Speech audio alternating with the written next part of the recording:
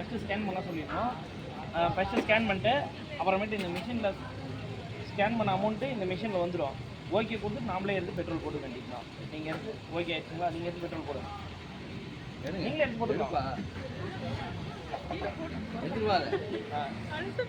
வைங்க, உள்ளே வச்சுருங்க. உள்ளே வச்சுருங்க. அடுத்தது பிடிச்சிக்கோங்க, அப்படியே பிடிச்சிக்கோங்க. அதே மாதிரி இருங்க, நிறுத்துவேன். $150 இது ஆனோடனே அதே நின்றுடும் நீங்கள் போன அமௌண்ட். ஓகேங்களா?